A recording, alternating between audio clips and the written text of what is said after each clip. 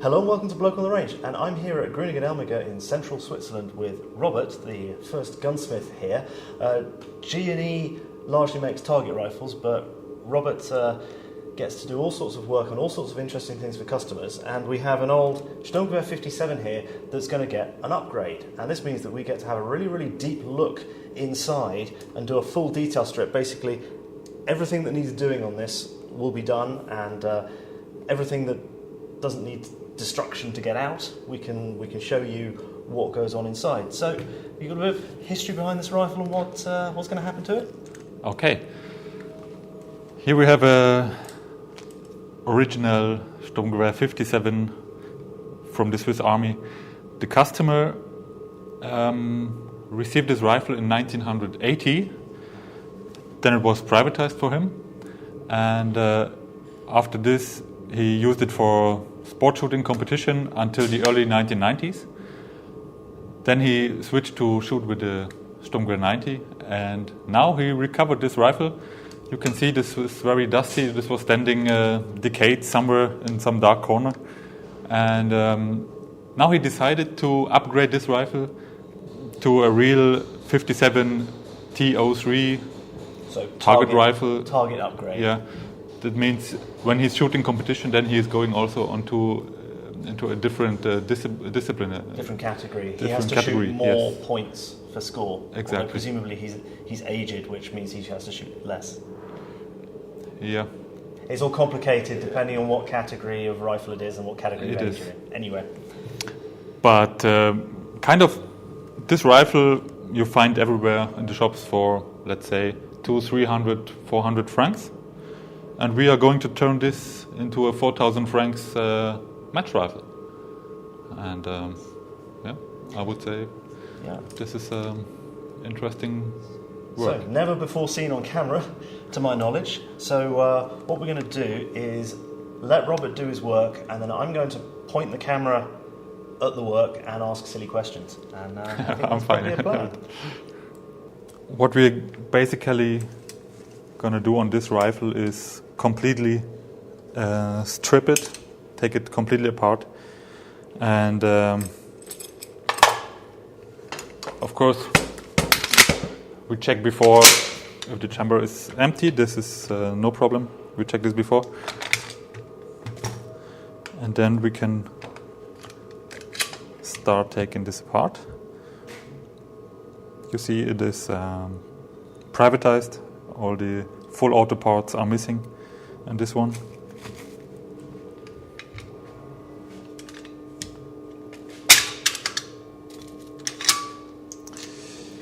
Yeah.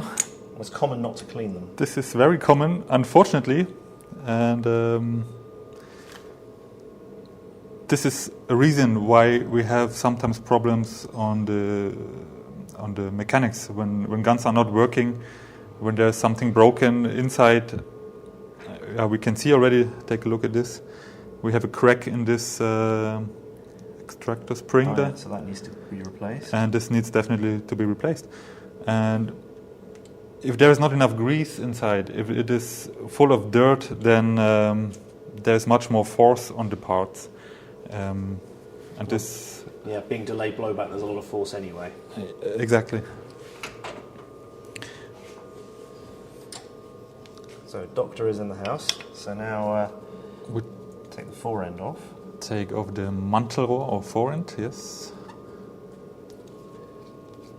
The evil barrel jacket of doom. Does this thing have a shoulder thing that goes up? Excuse me? Does this have a shoulder thing that goes up? A shoulder thing that goes up? God, you don't know about shoulder things that go up. Good. Sorry. Sorry. Stupid joke. It was. It's an American thing of evil features on firearms. Or barrel jackets and shoulder things that go up. Okay, sorry. Or barrel shrouds, I think the term was. Barrel shrouds. It became a bit of a meme. Okay. No, I don't know this, sorry. So. I'm a very innocent gunsmith, you know. I don't know all these dirty jokes. So that literally just pops off with a single screw. Some 1980s stone inside. Gravel. Free gravel. Yeah. So this isn't going back on the rifle? This is not going back on the rifle. we will give it to the customer. He can hang it on the Christmas tree maybe, or whatever he wants to. And we will not use any part of this except the rubber. Is the rubber in good condition? The rubber is in good condition, no cracks. Looks good. Of course we will clean it a bit, but this should not be part of this video now, how to clean the rifle. We will just make now the elementary things here. There's also some surface rust on some parts, some spots. This is some cosmetics we can do later. Take apart now the... So those are the locking shoulders. Yes. And they're just held in with a little external spring.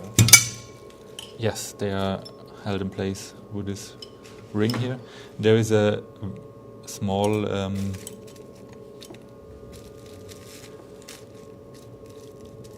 ball here that goes right into this. Okay, to align it, and then that's the exactly. locking in inverted commas shoulder that the. This is anti-rotating and kind of positioning this.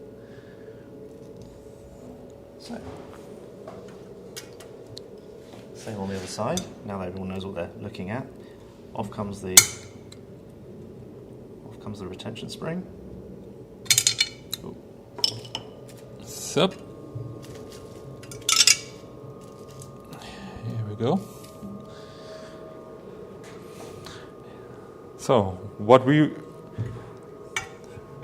are also removing now is the diopter, because we are going to mount all the bells and whistles on this rifle. Means there's coming a magnetic rail fixed to this rifle. Ah, they're magnetic. They're magnetic. Ah, yes. I didn't know. And if you see high-speed videos of the system in action, you see that there is a lot of vibrations in this material. So our construction uses magnets, and it's not. Because I'd always assumed that was drilled. It's not drilled, no. There are some rails, but more Picatinny rails. Usually they use the screw here for the loaded chamber indicator. Mm-hmm. And our rail is held in place with the original bolt. Mm-hmm. It's a pin and a screw. Okay. Another stone. Nice. We have a collection already. From some training area up in the mountains, probably.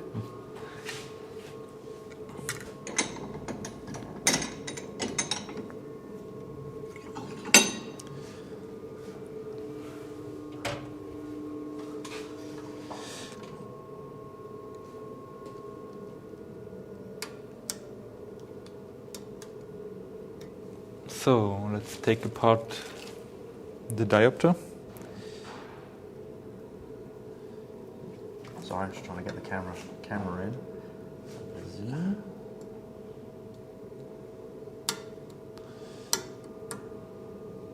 Unfortunately, just yesterday my Swiss Army SIG tool broke off on one side. Oh no.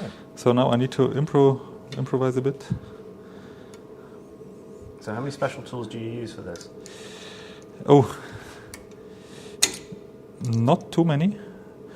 I have some special punches if you have to replace, for example, the rubber.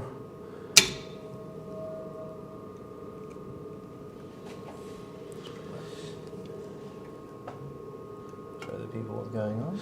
Yes, usually this is very simple thing with this tool. Here it is. Oh, it's another tiny circlippy, horseshoey exactly thing, but tiny. Very, very tiny. That's why you need some special tool for this. So now we have the pin free to be removed here.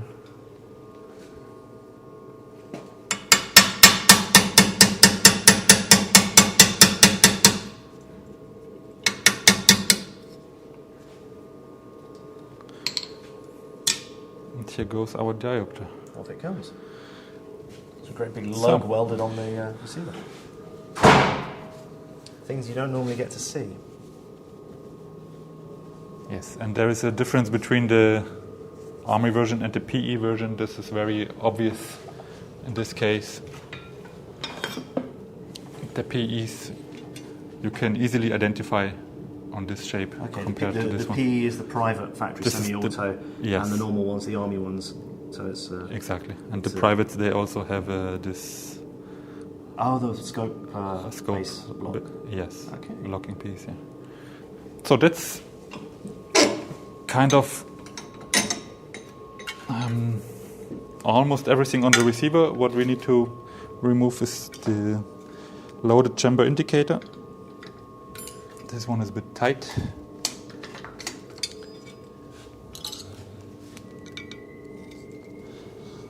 It sometimes surprises people on Swiss Rangers to see bolts not back on 57s, and the reason is that there's a loaded chamber indicator there that is 100% reliable. One important thing about this loaded chamber indicator, if you see this spring now, is really full of grease and dirt. I had a rifle last week, also a T03 match rifle, that would not ignite the cartridge properly. Then it was the loaded chamber indicator catching it. The problem was the loaded chamber indicator was so full of hard dirt up here, it could not move enough up to, how can I say, when the bolt comes forward, pressing the cartridge into position.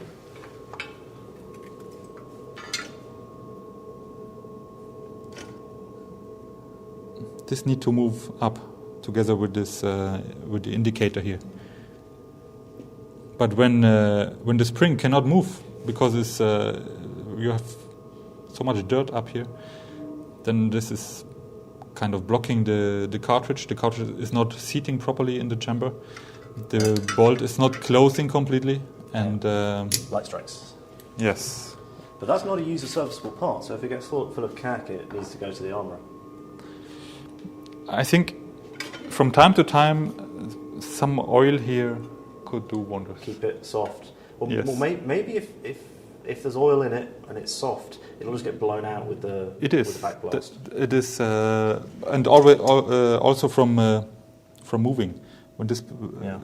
When all the dirt here is soft and can be removed from the spring, then you don't have the problem. That's why we always recommend to really grease the rifle good and clean it from time to time, especially the competition rifles, because you don't want to have this happening in the middle of a match. No, absolutely. Okay, fine. This is our empty receiver with the barrel. Now, the trigger unit, the trigger housing. In this case, the customer does not want the upgraded hammer. There's a different hammer you can install here with less weight. This is going a bit faster and giving less impulse on the rifle when shooting. But this is just optional and... Does it increase the risk of light strikes? The lighter hammer? No. Okay. It's working. It's working really good. But if you try to bubba this at home, this is usually happening. This was the one customer, he was trying to save money, and so he just grinded off some parts of his original hammer. Oh, wow. And after some, I don't know how many shots he could make like this, and then it was just broken into half. So... Bubba is universal. Absolutely. We like to, in Switzerland, well, me and Chappie's joke is that he's called Babu. Okay. So when I test this trigger, it's nice. We have this 2-stage trigger here, and the way to the second stage is nice. We don't need to improve something here, I think. Otherwise, it would be possible to overwork the C a bit to make it run like much you did softer. on mine. Yes. A few weeks ago, Robert did mine. So this is fine. So all we can do here is a bit cosmetics. There's also the option to change the grip. There are some grips accepted by the Swiss Shooting Federation for competition shooting. But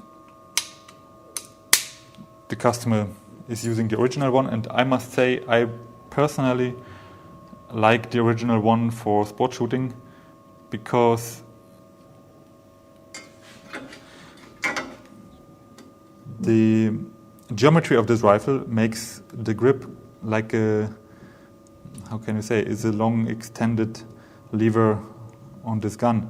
And if you are having a very tight grip, because you have a super ergonomic grip here, is more likely that you move the gun. Twist it. And twist it.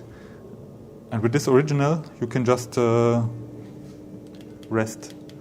And a lot of Smooth. people put their hand down the grip anyway to get... Yeah, for the winter We trigger. use the winter trigger in competition typically, not the normal trigger. That's true. This is another thing. Usually the Swiss competition shooters, they use the winter trigger for shooting.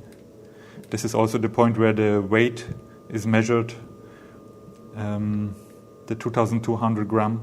That is. Yeah, it's a 2.2 kilo minimum measured at that point. Here. Or, sorry, that point. Yeah, directly below this shield here. The trigger guard.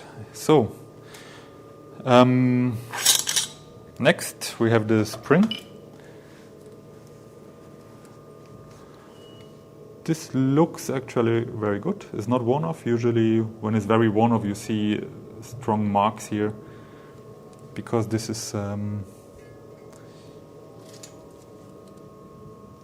going right here in the gun and a bit moving, of course. And it's a kind of complicated double spring arrangement. It is, yeah.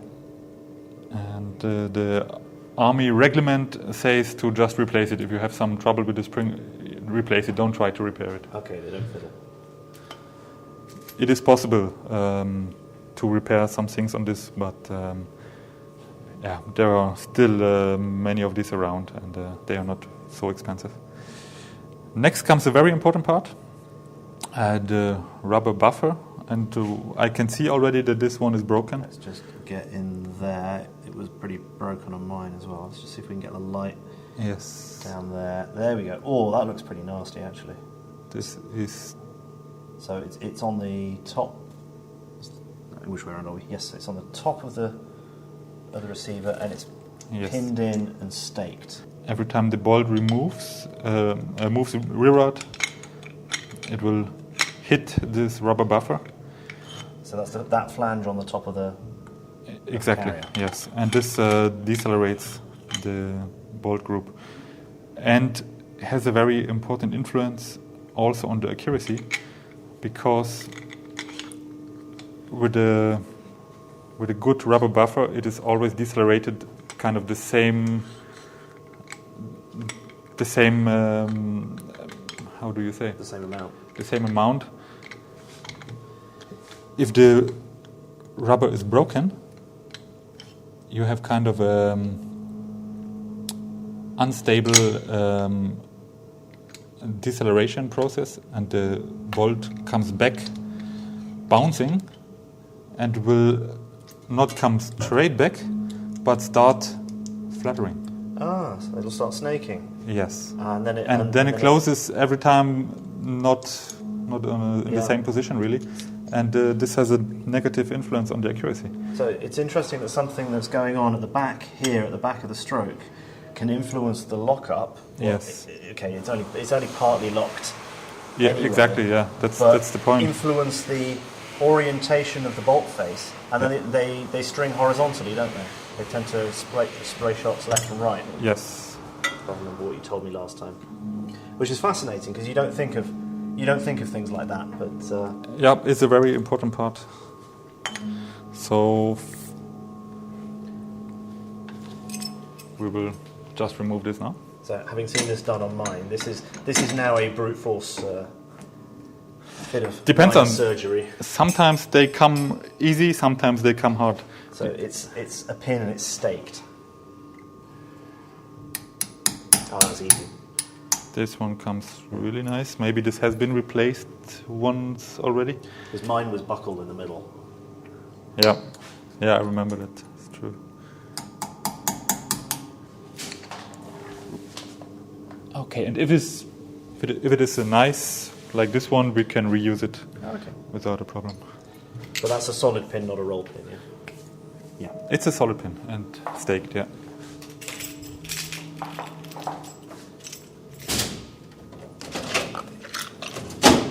So I will try to bring it out from the front. Otherwise, you can unscrew the rubber buttstock and you have a hole from behind to push it out. But the easier way, of course, is to take it out from the front. And I suppose that's well wedged in there after coming. However many tens of thousands of rounds. Exactly. How long do the barrels normally last? The army barrels, they last easily 12,000 rounds and more. Mm-hmm. So they have a long service life. You see the difference between an army barrel, original one, and the match barrel like we have one here now. This is a different material. And the army barrels, you have your 12, 14,000 rounds, and then suddenly, pop, you can see how the accuracy is really over. And the match barrels, you shoot 5,000, 6,000 rounds, and you see slowly how the dispersion is just slowly starts to increase from increasing, and there's a big difference. Yeah, and the service life of a match barrel is around 6,000 rounds. We say there are some they last longer. Depends also a bit on how you care for them, cleaning and maintenance. So basically we have everything ready now for the barrel change. This is what we would start next.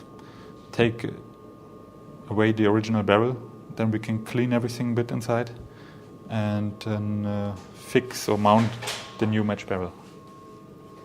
So, the barrel changing process is proprietary. I will not be showing this, so I'm going to go take a little break while Robert does this, and I'm going to check batteries and things like that in the meantime. So, back in a tick.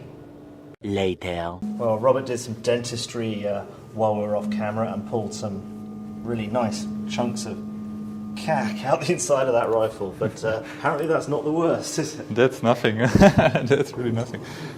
Sometimes you have much more like this. No, that's why I'm saying it's really important to clean the gun from time to time, because this is not really influencing the function positive. Especially when it becomes so hard like this, it's really hard to squeeze this. It's really yeah, that's all petrified, chunky. Yeah. So the new barrel is mounted. They're very shiny. Yeah, there is coming the muzzle brake is coming then here. You can have it with the end cap or with the muzzle brake. This one. So there's only certain modifications you're allowed to do. It's not a free-for-all. They're approved by... This is approved, yes, exactly. Usually when I replace the barrel, I also replace the roller... Shoulders. Locking. well, they're not really locking, but the locking parts, yeah. Because they are often, or usually they are worn out, and sometimes not symmetrically. You can see the marks of the rollers. Oh yeah, they're quite different. They Actually. are different, yeah. Hang on, let me zoom in so that everyone can see that. And now what the rollers are not bearing evenly. They're bearing much more on that one than that one. Exactly, and this is because the depths of these pieces are not. Yeah, you have quite a tolerance of sometimes 1 or 2/10 of a millimeter. Whoa! And I think this is a lot, and this can have an influence on accuracy later. And so we will install new parts here. We will also take apart the bolt assembly and change the rollers, and also measure the rollers for consistency then. Yeah, this one looks nice too.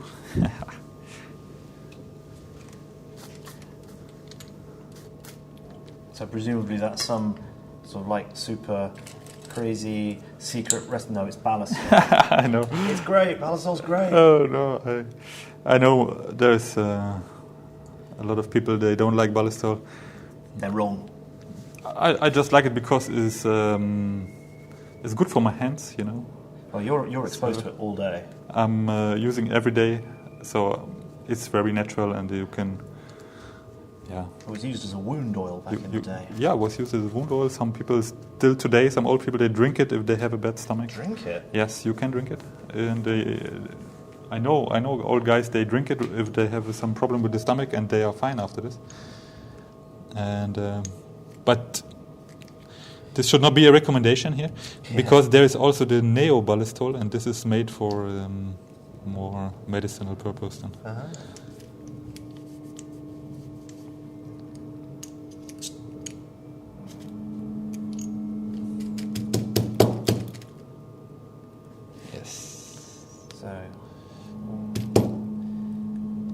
It's sticky, everything here. Now it's coming. Okay. What's that piece? What's it do? This piece holds the rollers in place. The rollers are on levers. And let me clean this quick bit, and then I can show you some things here. So this is well beyond user service. This is. Yes, level. I should be, but there are some people, they also disassemble that completely. And if you disassemble this and assemble again, always be very careful, don't miss any parts here. I can show you what happens, for example, when you miss this tiny little wedges. Yeah. I had a customer, he was shooting, and his rifle was literally exploding in front of him. I said, this is not possible. He said, look at this. And then he was showing me this. He gave me this rifle, I had to disassemble, and what I found was this sculpture of a cartridge. Oh, wow. This was definitely exploding behind the chamber. Yep. And luckily the bullet was going out of the bore, of the barrel, and cracks on the corners of the rollers. The rollers are cracked, and you can see why, because he simply forgot to put the wedges inside. Oh wow. So when you have this roller here, hold in place by this. I just got munched. Yeah, and now you have the force of the recoil, the force of the cartridge pushing on this bolt head.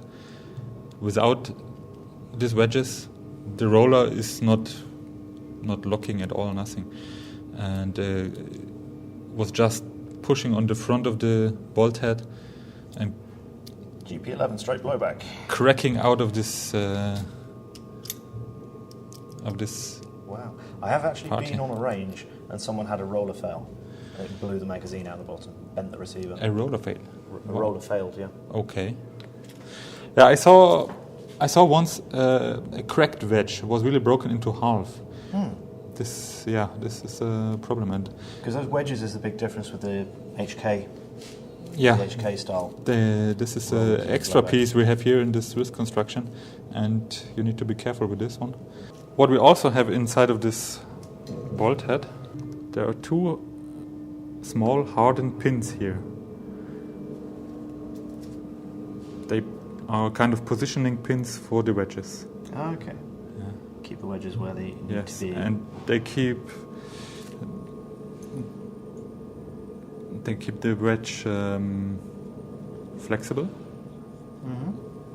and in position. So I show you this small detail because some people don't know that also these small pins have an influence on accuracy. If you have a complete new bolt head, the pins are already installed usually. So most people don't even mind them or see them as a separate part, but they are actually very important. They look, they are not good. We need to replace them. This is an example of really bad ones. They are they got kind ridges of on them. mushrooming. Yeah, this is so they are pressed flat, and then they are not supporting the wedge anymore how they should. With this tiny parts in this condition, you have a left-right dispersion, and this is also very important to know. And better replace them if you see this. That's what we're going to do now. Also full of grease, the holes here.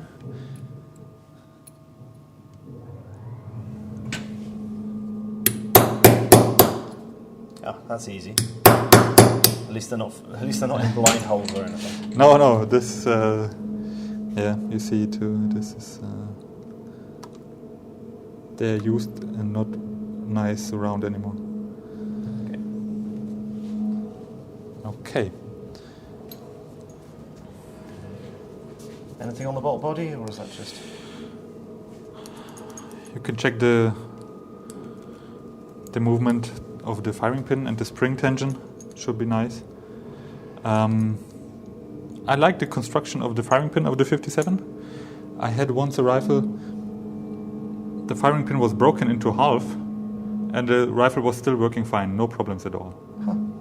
And you see, this is really nice. It was, I don't know how many hundreds of rounds he made with this broken firing pin, but you can see the broken surface here is really nice because it was just hammered flat, hammered and almost polished.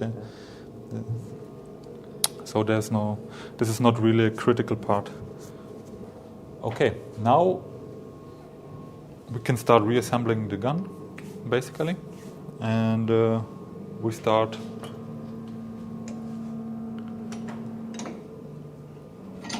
with the receiver again. And I will just quick organize some nice new fresh parts for this. Soon after. Okay, so now we have some nice new parts here. Oh, brand new parts. Actually, these are new production. Oh. And they're very well made from Wieswaffen, and we have good experience with them. And they are also quite symmetrical, so you have not the differences you have on the original parts. Right. So you don't need to measure them, you can just trust them. I measured already. Okay. And they are fine. The rollers, of course, also brand new. These are now the medium rollers. We will try then if they are just working. So there's different diameters of rollers. Yeah, there's different diameters. There's minus, plus, and minus dot, plus dot. There's different sizes to adjust the bolt gap then. And also the small parts, I measure always that they are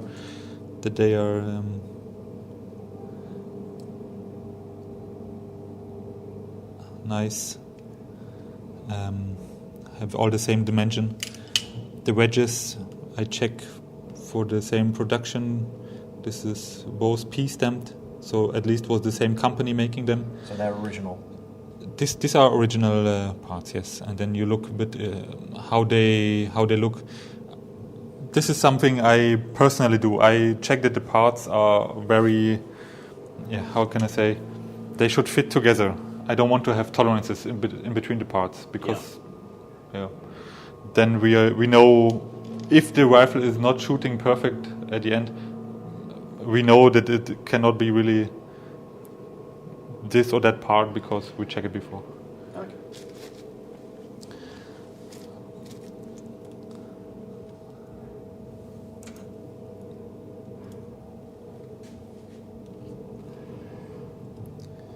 So, now I have a special tool for these little guys here.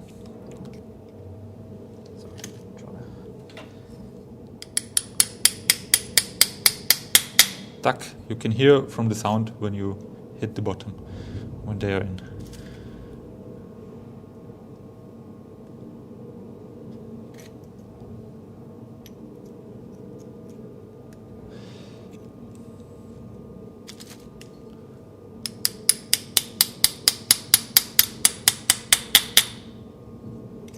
All right.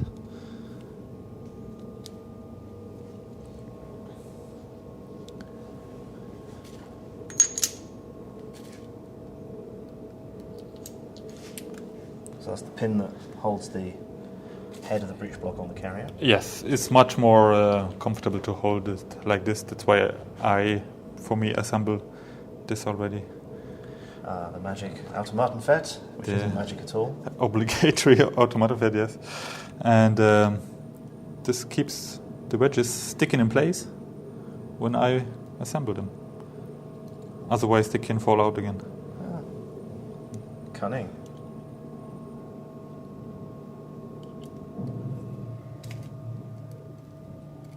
And just like that. Simples. Yeah, it's not magic. It's the one problem very often occurs is the crack in the main part, and one other problem that sometimes happens is that the small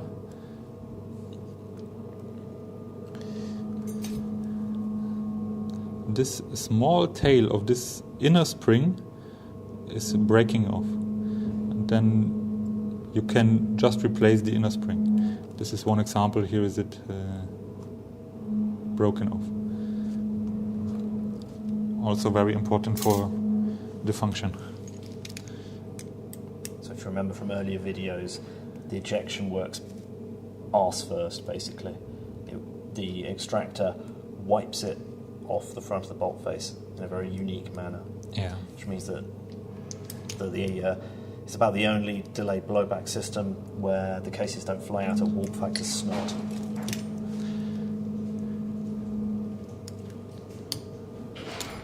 So that's it. Here we go. And you need a spring tension in both directions, to the left and to the right. That's what the inner spring is for, because it needs to go over the rim of the cartridge at the moment of feeding. Okay. This is push feed, of course. So our bolt is basically ready. We can now install the new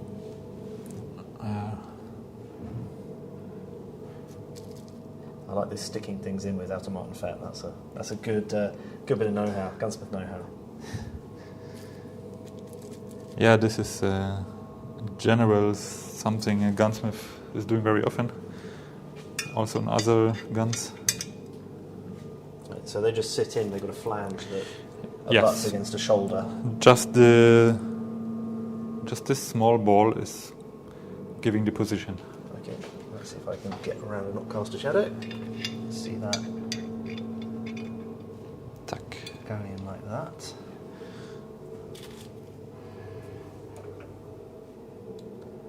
And a little horseshoe.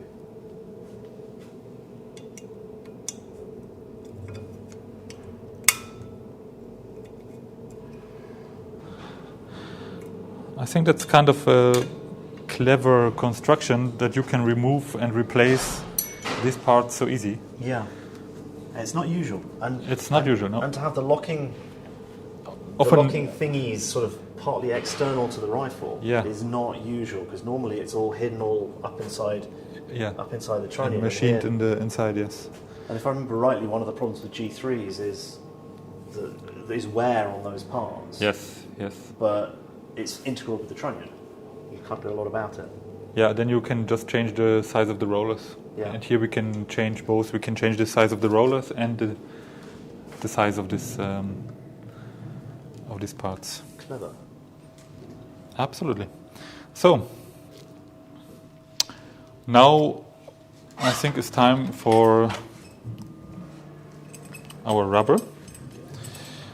The rubber buffer here.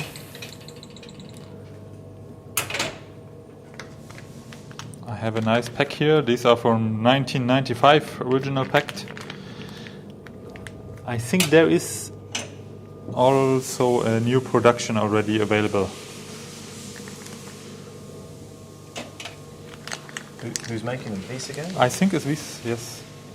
I mean, these are still... But they are still nice and fine. Yeah. Especially when they are packed like this, then they didn't lay around in the sun or somewhere. Yeah. No problem. But these rifles have had a real renaissance the last 10, 15 years due to the rules allowing match barrels and match diopters. Yes, and things. since there is... Because previously they were sort of the unwanted ginger stepchild of... exactly, yeah. Because they were the worst performing rifles. Yeah, with the Sturmgewehr 90, you had a much more comfortable rifle and less recoil. And the K31s are... Yeah, you have still K31s, and you have also kind of a bit the revival of the K31 too. We see this. Yeah, it's not just idiots like me. No, this is actually a really fun rifle to shoot.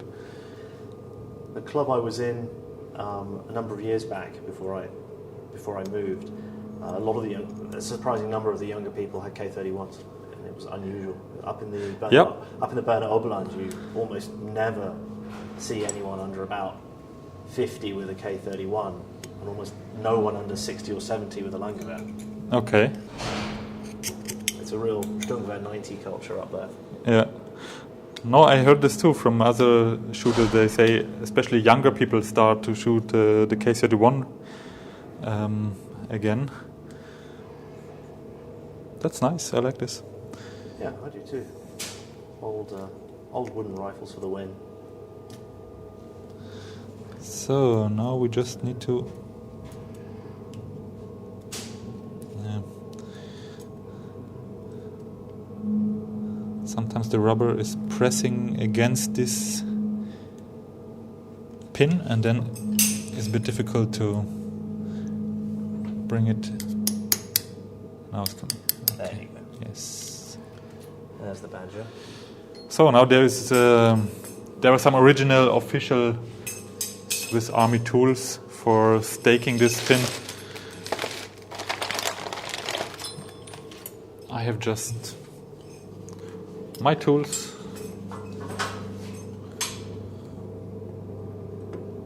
A couple of center punches. That's it. Does the job.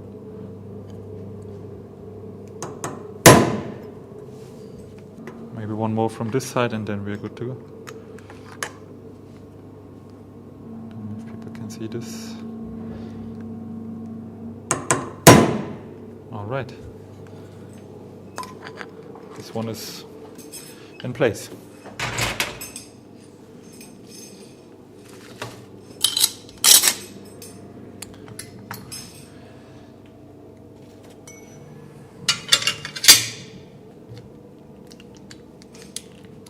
Now we check the bolt gap. Yeah, this looks a bit too big. You see this, the no-go part is wobbling. Okay, so we can go a bit smaller now. Okay, so the bolt gap is, when it's at rest, it's where the carrier is with respect to the bolt head. And that gap is critical and has a go and no-go tolerance on it. Yes, and if this gap is too small and the rear part is touching the head, you have a lot of impulse going on the trunnion, and this is maybe one reason why we have sometimes cracked trunnions. The rifles with a cracked trunnion, what we can observe, they usually also have zero bolt gap. Yeah. Oh yeah, that's the thing, that you get cracks here in the older rifles. It's something you have to look out for on a 57 when buying it. Yes, but usually this is a very rare. Yeah. Most rifles don't have this problem. So you're going for smaller rollers, or? Yeah, we need to. Okay. Open again.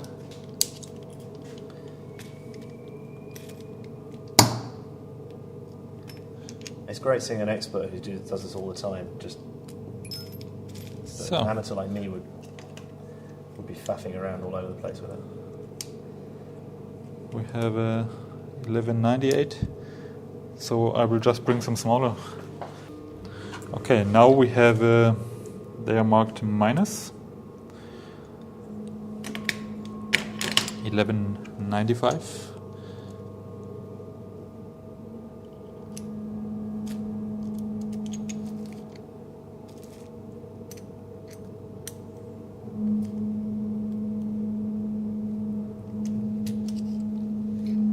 And that pin there just holds the end of the spring, yeah? This little pin, yes, it holds the end of the spring and also limits the travel of this right, I can see that part.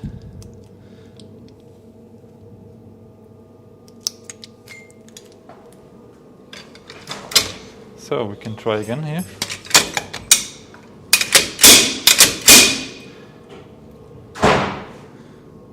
And now, yeah, perfect.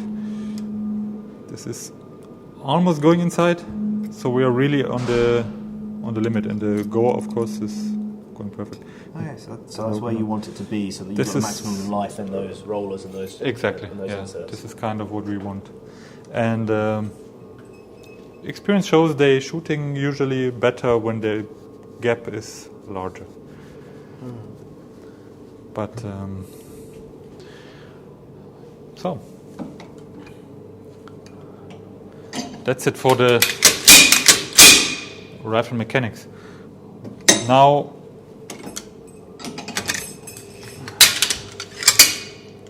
one very important part, of course, the grease. Without grease, yes. I will just put back the loaded chamber indicator in place. Screw holding this one in place.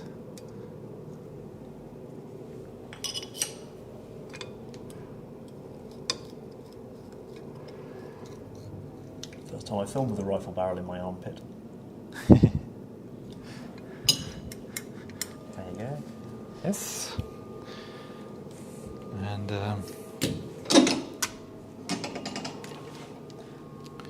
so the philosophy here is lots of grease. And on the first shot, it distributes itself nicely around the receiver. What you told me last time. That's our experience, yeah. And I think the experience of many shooters. You will find the grease soon anywhere in the rifle. And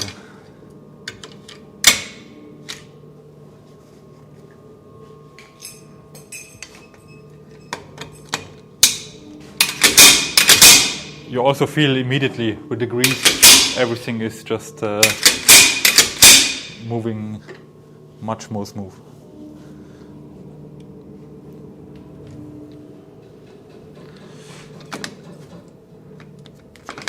Okay.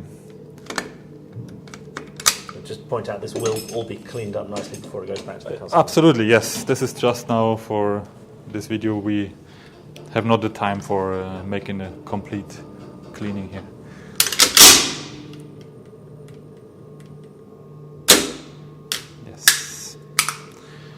Okay, now we can start with the upgrade.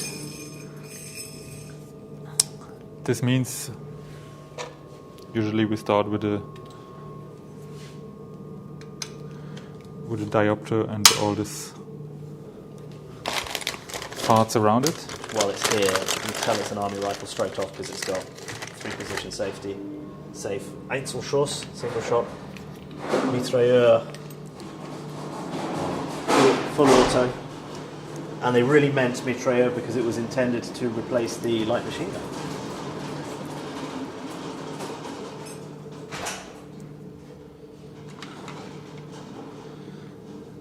This one is carrying the diopter.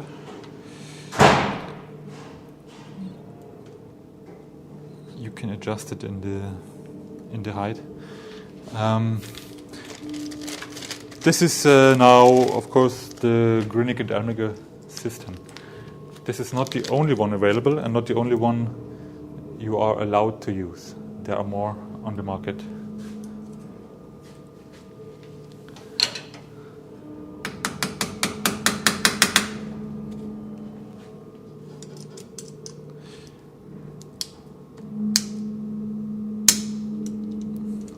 What is important in our system, there is a left thread. Why a left thread? If you tighten the screw, you kind of press down the rail. And because it's not screwed in at the front because it's held with magnets. Yeah. That makes sense. Of course, we could just make a screw from the other side, but there's also this optic element. You know that we have all the screws on the left side. Yeah. This is old school gunsmithing element, maybe.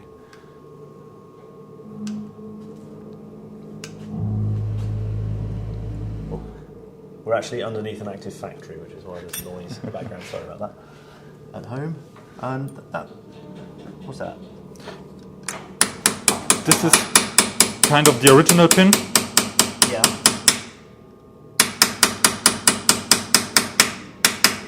Is that cinched Just up going tight? flush in place. Okay. And then we can. I really cinch that down. Yes. And then it's not going anywhere. No, it's not going anywhere. But in case the receiver is moving, shaking, there is the possibility to compensate these vibrations. Okay. With this kind of mount here. Okay.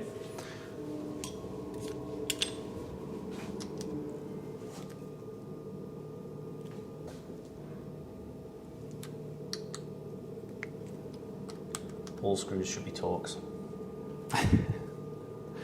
Would make life much easier, I think. Yeah. Not Chinesium hex heads or Phillips heads that disintegrate the first time you use them. Okay, this is now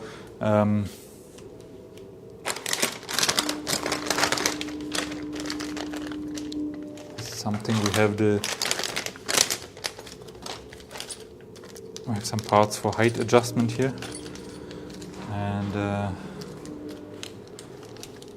I have a standard configuration I used to start with that usually fits for most of the customers.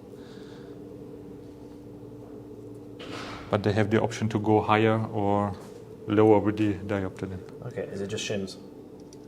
Yes, you have these shims here. Okay.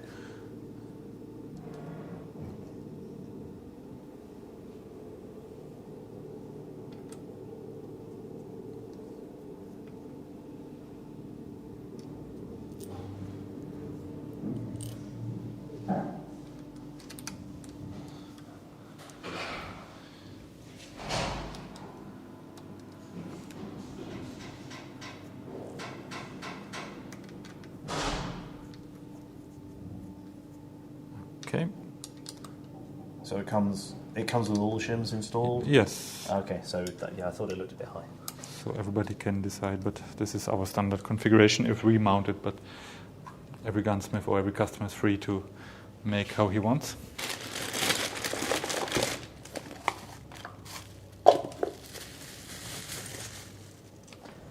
make these diopters in-house? No, this is a German product now. You have very different price classes within diopters. And usually for the 57 we use this Geman diopter because it's not so expensive, but it's very robust. We have good experience with it. Because one problem on the 57 is that it's just shaking and bouncing, and we're mounting here very fragile sports optics on this rifle. This is kind of crazy. Oh, the small bore anschutz ones wouldn't stand up to it in the slightest. This is kind of the same parts you use for a small bore rifle. You use for 300-meter rifles, but on this 57 you have this rebounds every time, and this is really shaking the hell out of everything. Almost in a way like spring air rifles, but on steroids. Yeah, spring air rifles they have the same problem. Exactly, and the scope companies, they don't like air rifles too, because the scopes used to break. It's contrary to popular belief. There are scopes that will handle full bore hunting rifles that just die on a spring air gun. Yeah, I heard this from manufacturers already, and so yeah, it's kind of unique to mount all this stuff on a machine gun, basically. I think my RPA tracker would survive it without any issue. Because it's the one you saw last time I was here. Okay. So now comes another nice part I recommend in combination with the sport barrel. This is the so-called Dobler Mantelrohr. Is this the free float one? This is the free floating. You can see. Yeah, because there's variants of these that free float and variants that don't. And surprisingly, there's debate as to which is best. But yeah, depends also on what barrel you use. yeah. And our experience is it is shooting better with our barrels, but it is. The 57 is really, it's a diva. You know, this rifle it's not like a standard rifle, a 300-meter rifle. You have just barrel system and you close it and it's everything stable and fixed. You have so many moving parts. You saw this now. All these small parts have an influence on the accuracy, and I think sometimes it's a bit difficult to explain this to the customers because they expect, they have now a kind of a sport barrel here attached to this rifle, and then they expect, of course, the same performance like a 300-meter match rifle. But that's not so easy with the 57, and especially the 57 needs a lot of care and maintenance, which a normal bolt action rifle definitely does not need in this extent. As a diva or a racehorse. A racehorse.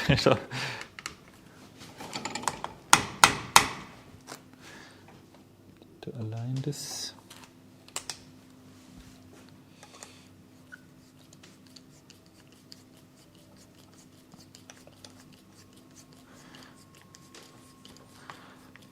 The only screw fixing this tube onto the receiver is the rear screw. The front screw is just on the rubber. Is just on the rubber, yes.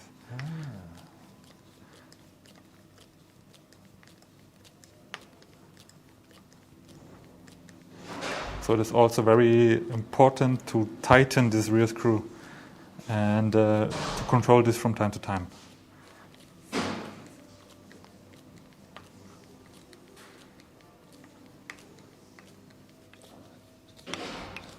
This one is going nice, tight. I think this will not get loose so soon. Do people ever Loctite them? Excuse me? Do people ever Loctite them? No. This is not necessary to Loctite them. Okay. because sometimes you want to remove it maybe for cleaning, for something. Remove For rocks. example, when you have some stones inside, Yeah. something like that. I don't know how a stone is coming inside. Crawling up a stream bed or something on a veer car. Ah, maybe still from the army time, yeah, possibly. Yeah. But he said he was shooting some years competition with his rifle. I'd suspect those. Maybe it was his magic stone, his lucky stone. I suspect those stones have been in there since his army time. It's possible, yeah. Yeah, now we have already a very different rifle. Also a nice and I think important part is the adjustable bipod. Because the original one is quite long and Yes. And floppy and nasty. Like Exactly. most Swiss bipods. and with this one you can adjust your height. There's always been a bit of a tendency with Swiss bipods to be extremely long and nasty and floppy. Yes, I don't know what was the intention behind this really. I don't know. But that's true. Because the LMG-25 has a long, nasty, floppy bipod. Yeah. I mean, supposedly for extreme shooting uphill and downhill and stuff, but they're quite nasty. Yeah, but I don't know. I've been shooting uphill and downhill, and I prefer to choose a nice position and be really flat on the ground when I'm shooting in a tactical way, and not expose myself with a long bipod somewhere. I don't know.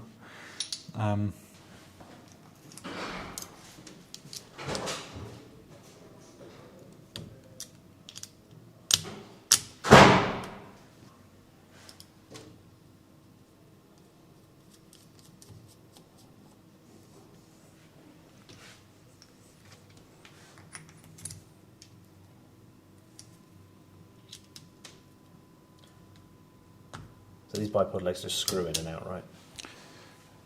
Kind of, they are fixed like the original ones with the same screw. But nut. in terms of lengthening, Yes, they just screw in and out now. Yeah, there is also a model you can.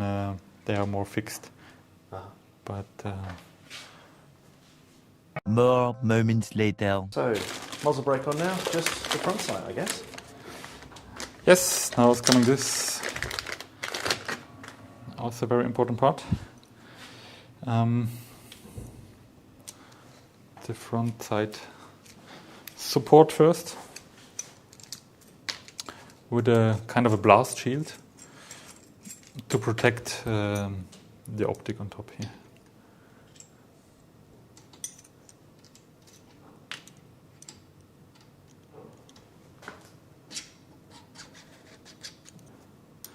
And now there is also one very important detail. I see this very often, that people, especially when the end customers, they try to mount this themselves, they just tighten the screws. And maybe I can demonstrate you something. You need to tighten them evenly, don't you? Here we need definitely a torque wrench.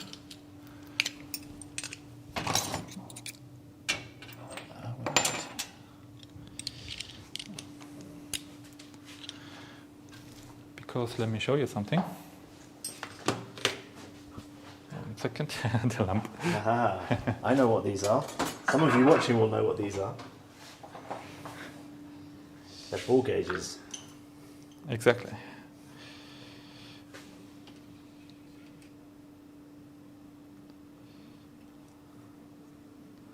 Now this is going from the muzzle really nice and smooth inside.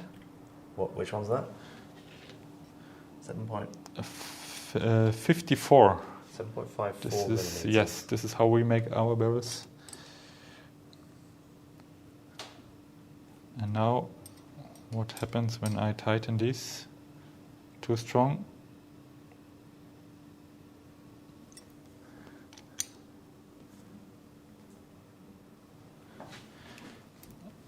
I can feel. Oh yeah, stuck. You can actually Yes. constrict the bore, which is not good for accuracy. And that's why we have here some torque, and I can check quick. It is adjusted.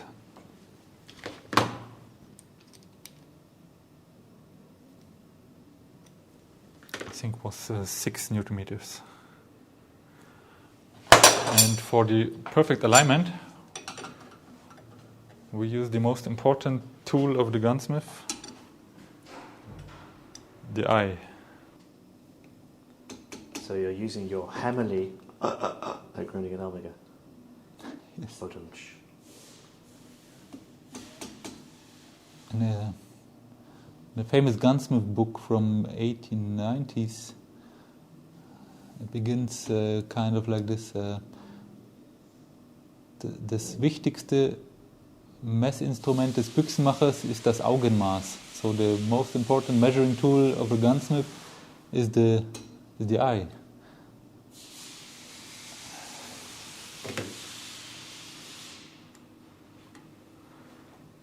And that's true, and still true. If you cannot see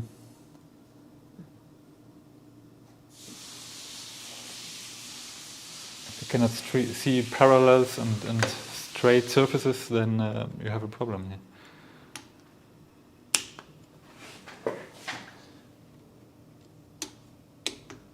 Okay. So this is in place. This will not move, but it will not squeeze the barrel either. Now.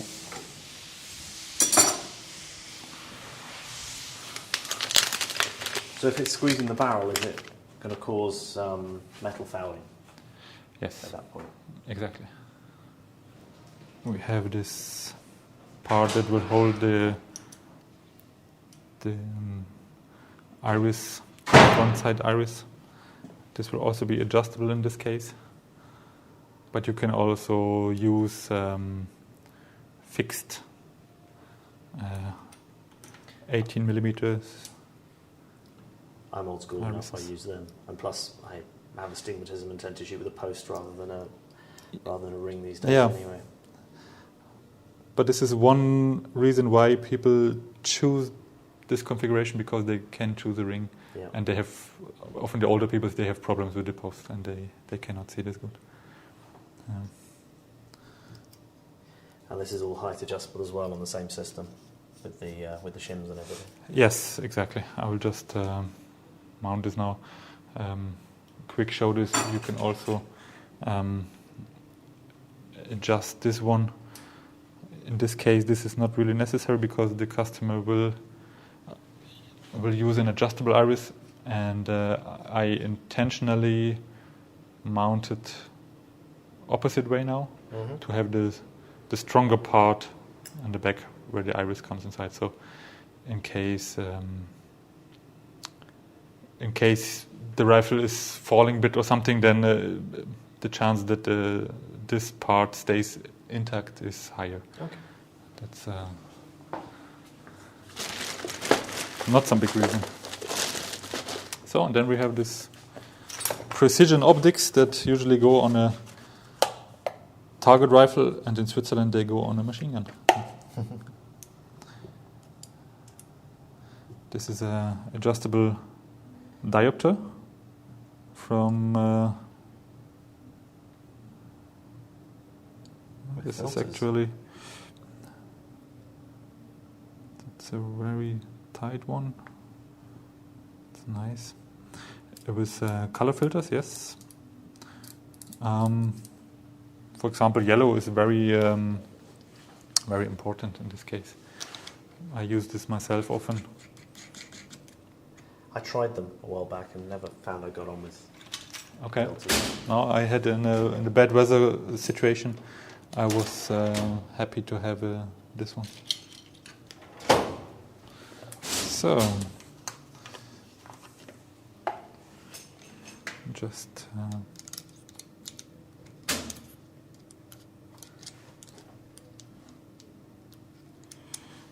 most shooters prefer the marking on the side, not straight up, because they can see it better then. But I will not fix it too tight, and then we can see at the end how the customer wants it.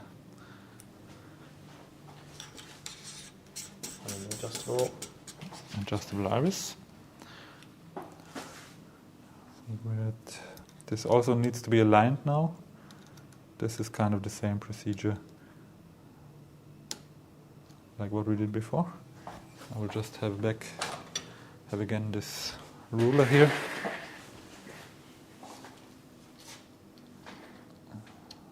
There's horizontal bars in it. There's one horizontal bar, yes. There's also a version with a cross. And you see everything. Some people, they like to have the cross like an X. I don't know why, but... I like that ancient style with just a horizontal bar. Yeah, horizontal bar is fine for me too. Grew up with. And you can mount much more things here, like double iris from the back, more filters, everything. But it's not. Yeah, I think this rifle is not really made for this. And yeah, finally we have. Famous Flimmerband. The Flimmerband. Which is literally just an elasticated, like 2.5-inch strap.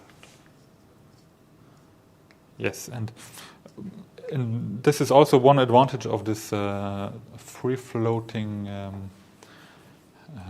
handguard. It is closed on the top, so there is no... there's a lot less flimmer anyway. It's the heat haze rising off the... It's more coming to the sides than yes. But anyway, on a hot summer day, especially, you are happy when you have this one. So, there you have it. Basically, that's what we do. Now the customer can decide if you want to keep this sling here or if we remove it. Some customers, they remove the handle, also one option. But basically this is how this rifle is upgraded. Of course, we did not do the cosmetics now for time reasons. But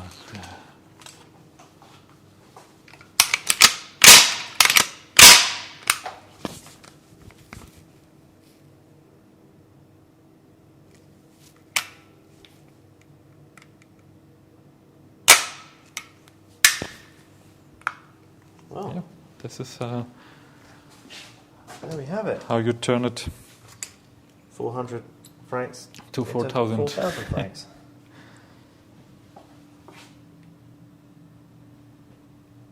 And it's really fun to shoot with this. I never actually shot with one of the upgraded ones. But I mean, it's also fun to shoot with the original ones already. But if you're really into competition shooting, and you definitely feel the difference. And yeah, basically that's it.